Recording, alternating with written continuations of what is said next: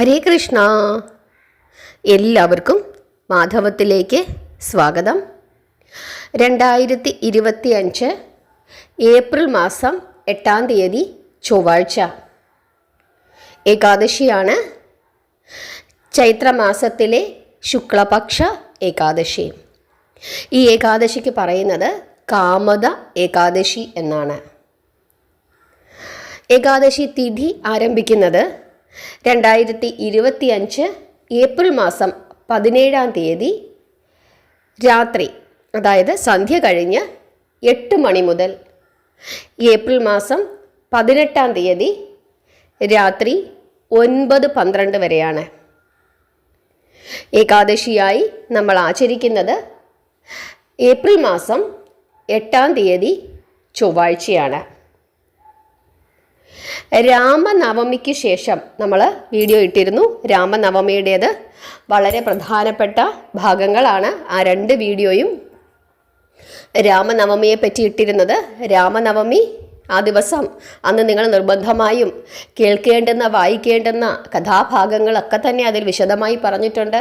പൂജാ സമയം ഞാൻ വളരെ വ്യക്തമായി പറഞ്ഞിട്ടുണ്ട്. കേൾക്കാത്തവരുണ്ടെങ്കിൽ ആ കഥയും ആ ഭാഗവും കേൾക്കണം. അങ്ങേയറ്റം ഉത്തമമായ ഒരു ദിവസമാണ് രാമനവമി. ഭഗവാന്റെ ജന്മദിവസമാണ്. അന്നത്തെ ദിവസം പ്രാർത്ഥിച്ചാൽ ഒരു മനുഷ്യൻ ഈ ഭൂമിയിൽ അനുഭവിക്കുന്ന ദുഃഖങ്ങൾക്കും പ്രയാസങ്ങൾക്കും തടസ്സങ്ങൾക്കും ഒക്കെ മാറ്റമുണ്ടാകും എന്നാണ് പറഞ്ഞിരിക്കുന്നത്. കാരണം കലിയുഗത്തിൽ രാമനാമം ജപിക്കണമെന്നാണ് പറഞ്ഞിരിക്കുന്നത്. അപ്പോൾ അത് കേൾക്കാത്തവരുണ്ടെങ്കിൽ ആ 2 വീഡിയോ ഇട്ടിട്ടുണ്ട്. ആ 2 വീഡിയോയും നിർബന്ധമായും കേൾക്കണം. അതുപോലെ സബ്സ്ക്രൈബ് ചെയ്യാതെ കാണുന്നവരൊക്കെ ഒന്ന് സബ്സ്ക്രൈബ് ചെയ്തോളൂ. ഭഗവത്ഗീതയുടെ ക്ലാസ് ഉണ്ട്. ആ ക്ലാസ് എല്ലാ വീഡിയോയും മിക്കവാറും നമ്മൾ ഇടുന്നത് രാത്രി 8 മണിക്ക് ശേഷവും 10 മണിക്ക് മുമ്പുമായിട്ടുള്ള സമയങ്ങളിലാണ്. അപ്പോൾ ആ സമയങ്ങളിൽ നിങ്ങൾ നോക്കിക്കഴിഞ്ഞാൽ വീഡിയോ അപ്ലോഡ് ചെയ്യാറുണ്ട്. ആ സമയത്ത് ഭഗവത്ഗീതയുടെ ക്ലാസ്സൊക്കെ നിങ്ങൾക്ക് അപ്ലോഡ് ചെയ്ത് തരാറുണ്ട്. അതൊക്കെ നിർബന്ധമായും കേൾക്കണം. കുറേശ്ശെ ഭഗവത്ഗീതയൊക്കെ പഠിക്കണം. നമ്മുടെ സനാതനധർമ്മം, നമ്മുടെ ഭാരതീയ സംസ്കാരത്തെ പറ്റിയൊക്കെ അത്ര പുരാതനമായ മഹത്തരമായ സംസ്കാരമാണ് നമ്മുടേത്. ഒരാളെയും ദ്രോഹിക്കാൻ നമ്മുടെ മതം നമ്മളോട് പറഞ്ഞു തരുന്നില്ല. നമ്മുടെ സംസ്കാരം നമ്മളോട് പറഞ്ഞു തരുന്നില്ല. ലോകാ സമസ്ത സുഖിനോ ഭവന്തു. സകല ചരാചരങ്ങളിലും ഈശ്വരൻ്റെ അംശം കണ്ട് എല്ലാത്തിനെയും ദൈവമായി കണ്ട് പൂജിക്കാനാണ് ഭഗവാൻ പറഞ്ഞിരിക്കുന്നത്. എന്തിനാണ് അങ്ങനെ പറഞ്ഞിരിക്കുന്നത്? ഋഷീശ്വരന്മാർ ഒന്നിനെയും ഉപദ്രവിക്കാതിരിക്കാൻ, എല്ലാത്തിനെയും ബഹുമാനിക്കാൻ, അതിനു വേണ്ടിയിട്ടാണ് നമ്മളോട് അങ്ങനെ പറഞ്ഞു തന്നിരിക്കുന്നത്. അപ്പോൾ 8-ാം തീയതി, ഏപ്രിൽ 8-ാം തീയതി കാമദ ഏകാദശിയാണ്. രാമനവമിക്ക് ശേഷം വരുന്ന ഏകാദശിയാണ് ഏറ്റവും പുണ്യമായ ഏകാദശിയാണ്. ഈ ഏകാദശിയെ വ്രതം അനുഷ്ഠിച്ച് പ്രാർത്ഥിച്ചു കഴിഞ്ഞാൽ പാപമുക്തി എന്നാണ് പറഞ്ഞിരിക്കുന്നത്. അതാണ് ഫലം പറഞ്ഞിരിക്കുന്നത്. പാപമുക്തിയാണ്. ഇനി ഏറ്റവും പുരാതന കാലത്ത് പറയുന്നത് ബ്രാഹ്മണരെ വധിക്കുന്നതും ഗോക്കളെ വധിക്കുന്നതും ദോഷമാണ് എന്ന് പറഞ്ഞിട്ടുണ്ട്. ബ്രഹ്മജ്ഞാനമുള്ളവനാണ്, അറിവുള്ളവനാണ് ആര്? ബ്രാഹ്മണൻ. അങ്ങനെ അറിവുള്ള ഒരാൾ യാതൊരു കാരണവശാലും ലോകത്തിന് ദോഷം ചെയ്യുന്ന ഒന്നും തന്നെ ചെയ്യില്ല. അങ്ങനെയുള്ള ഒരാളെ വധിക്കുന്നത് ബ്രഹ്മഹത്യാ പാപം, മഹാദോഷമാണ്, പാപമാണ്, പാപങ്ങളിൽ ഏറ്റവും വലിയ പാപമാണ് എന്നാണ് പറഞ്ഞിരിക്കുന്നത്. അതുപോലെ ഗോക്കളെ വധിക്കുന്നത് അങ്ങേയറ്റം പാപമാണ്. കാരണം പശു എന്ന് പറയുന്നത് നമ്മളിപ്പോൾ കളിയാക്കി പറയൂലേ, പശു അമ്മയാണ്, ഇങ്ങനെയൊക്കെ പറയും. ഗോമാതാവ്, ശരിയാണ്, ഗോമാതാവ് തന്നെയാണ്. കാരണം നിങ്ങൾ ആലോചിച്ച് നോക്കുക, പശുക്കളെ വളർത്തുന്ന ആളുകൾക്കറിയാൻ പറ്റും, ഒരു വീട്ടിൽ ഒരു പശു ഉണ്ടെങ്കിൽ ആ വീട് കഴിഞ്ഞു പോകുന്നതിന് ആ പശു ധാരാളമാണ്. കാരണം പശുവിൽ നിന്നും എന്ത് ലഭിക്കും? പാല് ലഭിക്കും. ആ പാലിൽ നിന്നും എന്തൊക്കെ നമുക്കുണ്ടാക്കാം? വെണ്ണ, നെയ്യ്, തൈര്, ഇല്ലേ? തൈരിൽ നിന്നും മോരുണ്ടാക്കാം. അങ്ങനെ പല കാര്യങ്ങളും നമുക്കുണ്ടാക്കാം. പിന്നെ ചാണകം കിട്ടും. ചാണകം നമുക്ക് ഇന്ധനമായി ഉപയോഗിക്കാം. കാർഷിക വിളകൾക്ക് ഒരു വളമായി ഉപയോഗിക്കാം. പഴയ കാലത്ത് വീട്, നമ്മുടെ തറയൊക്കെ മെഴുകുന്നതിന് ഒക്കെ തന്നെ ചാണകം ഉപയോഗിച്ചുകൊണ്ടിരുന്നു. ഒരു അണുനാശിനിയാണ്. കാരണം ഇപ്പോഴത്തെ ചാണകമല്ല, പഴയത്. ഗോമൂത്രം അതും ഒരു മരുന്നാണ്. അതുകൂടാതെ തന്നെ കാർഷിക ആവശ്യങ്ങൾക്കും ഉപയോഗിക്കാം. ഈ പാല് വിറ്റിട്ട്, ഈ മോര് വിറ്റിട്ട്, നെയ്യ് വിറ്റിട്ട് ഒരു കുടുംബം കഴിയുന്ന ധാരാളം ആളുകളുണ്ട്. പശുക്കൾ കുറച്ച് കഴിയുമ്പം പ്രസവിക്കും, കൂടുതൽ കുഞ്ഞുങ്ങളുണ്ടാകും. അങ്ങനെ പശുക്കളുള്ള വീട് എന്ന് പറയുന്നത് സമൃദ്ധിയുള്ള വീടാണ്. ജോലിഭാരം കൂടുതലാണ്, പക്ഷേ ഒരു വീട് പട്ടിണിയാകില്ല ഒരു പശു ഉണ്ടെങ്കിൽ. അപ്പോൾ എന്താണ്, നമ്മൾക്ക് പട്ടിണിയില്ലാതെ നമ്മളെ കാത്തു സംരക്ഷിക്കുന്ന ഏതൊരുവനാണോ, അതാരാണോ, അവരെ ദൈവമായി കാണുക, നമ്മുടെ അമ്മയായി കാണുക. കാരണം നമ്മുടെ ജീവിതം സംരക്ഷിച്ചു നിർത്തുന്നത് ആരാണ്? ആ ഗോമാതാവാണ്, ആ ഗോക്കളാണ്. അതുകൊണ്ട് തന്നെ നമ്മളെ സംരക്ഷിക്കുന്നവരെ നമ്മൾ സംരക്ഷിക്കണ്ടേ, നമ്മൾ അവരെ സ്നേഹിക്കണ്ടേ? അതല്ലാതെ പാല് തന്ന കൈക്ക് വെട്ടുന്നവരാകരുത് ഭാരതീയർ എന്നാണ് പറഞ്ഞിരിക്കുന്നത്. പക്ഷേ ഇതൊന്നും നമ്മൾ അനുസരിക്കുന്നില്ല. ആരെങ്കിലും നമ്മളെ സഹായിച്ചാൽ അപ്പോൾ നമ്മൾ കൈനീട്ടി മേടിക്കും. കുറച്ച് കഴിയുമ്പം സൗകര്യമായിട്ട് നമ്മൾ അതങ്ങ് മറക്കും. തന്നെങ്കിൽ എന്ത് വേണം? മേടിച്ചു, അതിന് തൊഴണോ? ജീവിതകാലം മുഴുവൻ നമ്മൾ അവരെ തൊഴുതുകൊണ്ടിരിക്കണോ? അതിനൊന്നും പറ്റില്ല. തന്നെങ്കിൽ മേടിച്ചു, അതിന് കുറച്ച് കഴിഞ്ഞപ്പോൾ എനിക്ക് തിരിച്ചു കിട്ടിയപ്പം ഞാനത് തിരിച്ചു കൊടുക്കുകയും ചെയ്തു, അല്ലെങ്കിൽ ഞാൻ വേറെ സഹായങ്ങൾ ചെയ്തു കൊടുത്തിട്ടുണ്ട്. ഇങ്ങനെയാണ് മനുഷ്യൻ, അല്ലേ? കൂടുതൽ ഉപകാരം ചെയ്യുന്നവനെയാണ് കൂടുതൽ ദ്രോഹിക്കുന്നത്. നമ്മൾ എപ്പോഴും പറയില്ലേ, ഞാൻ ഒരുപാട് സഹായം അവർക്ക് ചെയ്തു കൊടുത്തു, പക്ഷെ അവരെന്നെ ഭയങ്കരമായി ദ്രോഹിച്ചു. അത് കലിയുഗത്തിൻ്റെ പ്രത്യേകതയാണ്, കൊടുത്ത കൈക്ക് വെട്ടുന്നത്.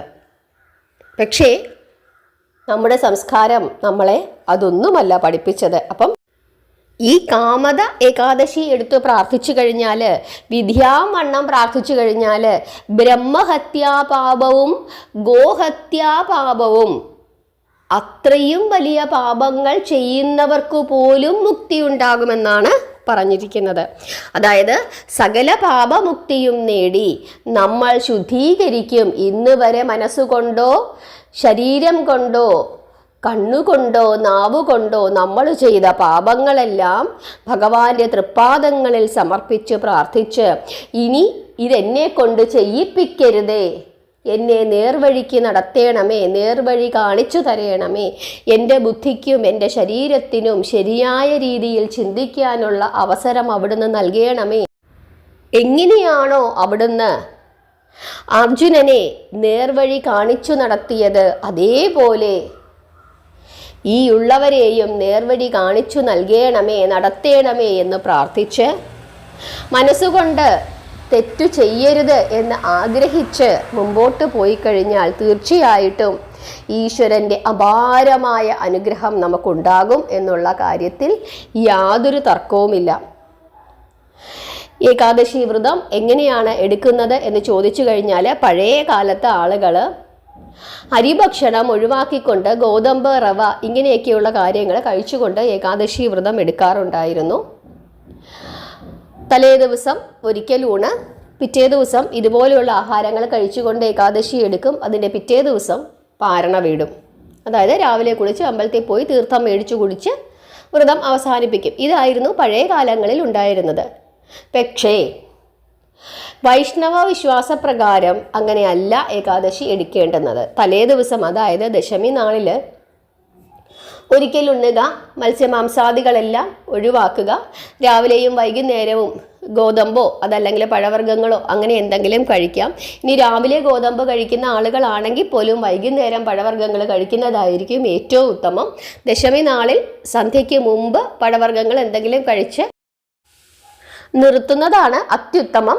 അതല്ല, ജോലിക്കൊക്കെ പോയിട്ട് സന്ധ്യ കഴിയുമെങ്കിലും സാരമില്ല, എങ്കിലും ദശമി നാളിലും സന്ധ്യ കഴിഞ്ഞ് ധാന്യഭക്ഷണങ്ങൾ കഴിക്കാത്തതാണ് അത്യുത്തമം.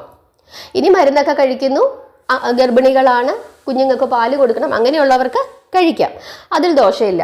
കാരണം അവരുടെ ആരോഗ്യസ്ഥിതി അത് ഭഗവാൻ അറിയാമല്ലോ. ആഹാരത്തിലല്ല കാര്യം, പ്രാർത്ഥനയിലാണ് എന്ന് ഓർക്കുക. ഏകാദശി ദിവസം രാവിലെ എഴുന്നേൽക്കുക, കഴിവതും അതിരാവിലെ എഴുന്നേറ്റ് പ്രാർത്ഥിക്കുക. ബ്രഹ്മമുഹൂർത്തത്തിൽ എഴുന്നേറ്റ് പ്രാർത്ഥിക്കുന്നത് അങ്ങ് ഏറ്റവും ഉത്തമമാണ് എന്ന് പറയുന്നുണ്ട്.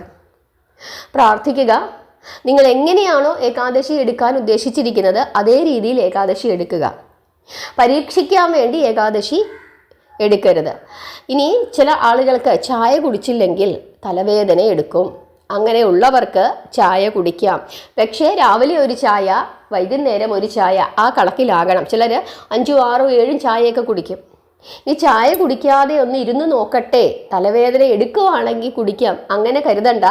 കാരണം നിങ്ങളുടെ ശരീരം വല്ലാതെ പ്രശ്നമുണ്ടാക്കാൻ തുടങ്ങും.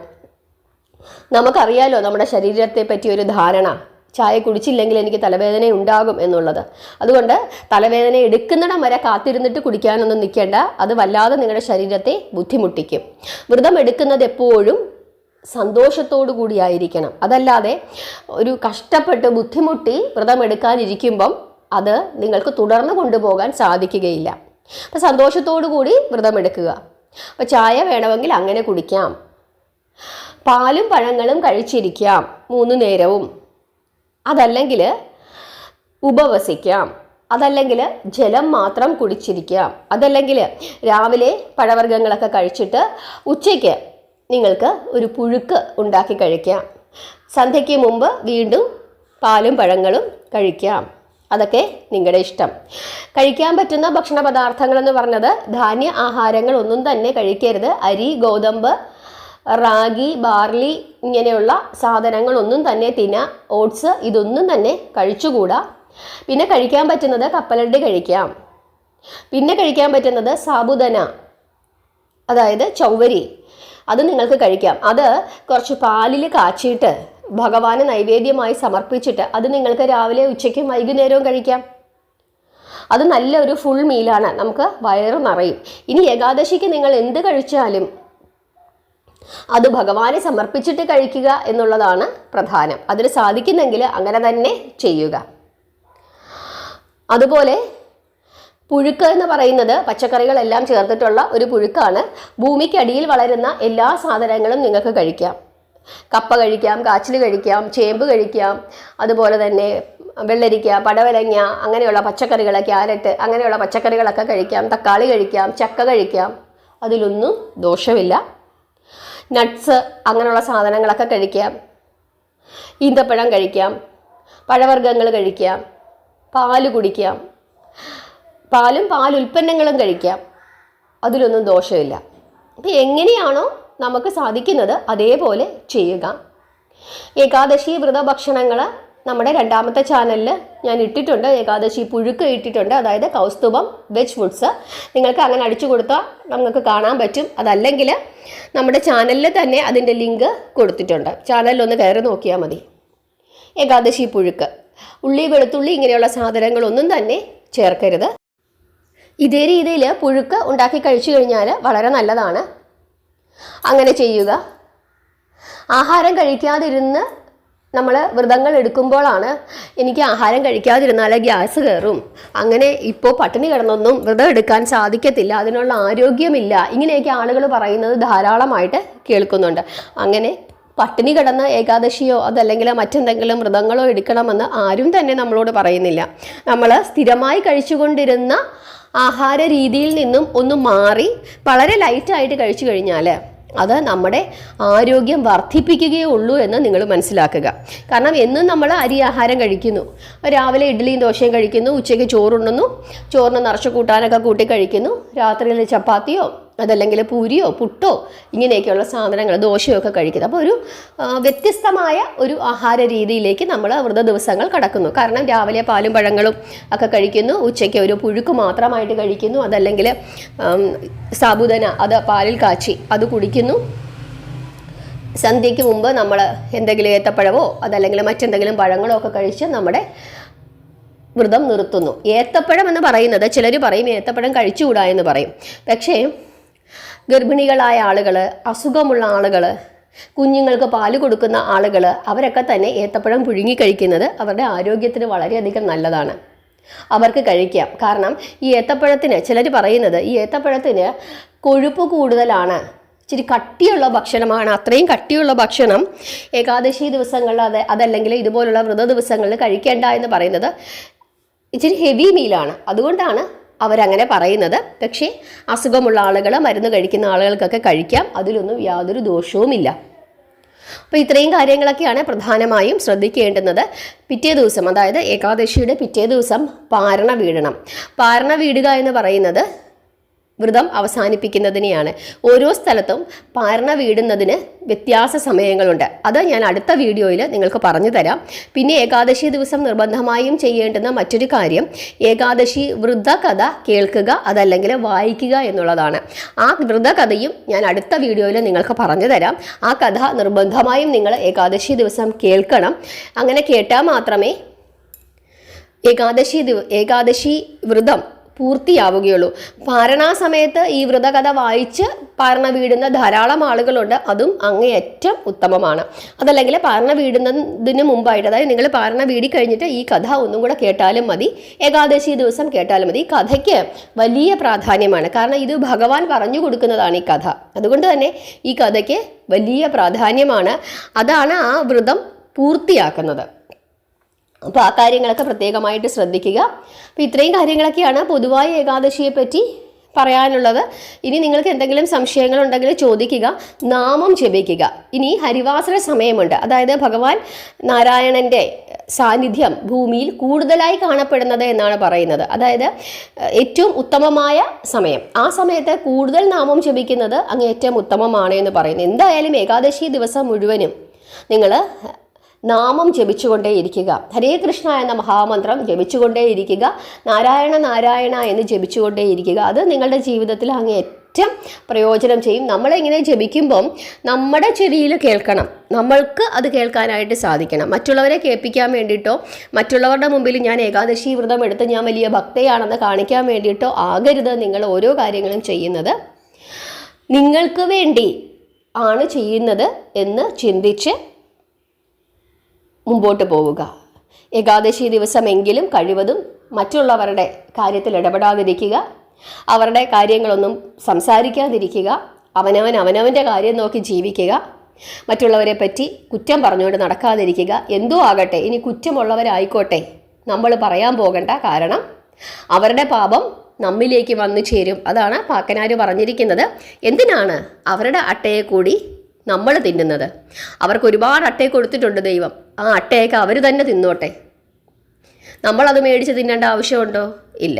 നമ്മൾ നമ്മുടെ കാര്യം നോക്കി ജീവിക്കുക, ലോകത്തിന് നന്മ ചെയ്യുക, മുമ്പോട്ട് പോവുക.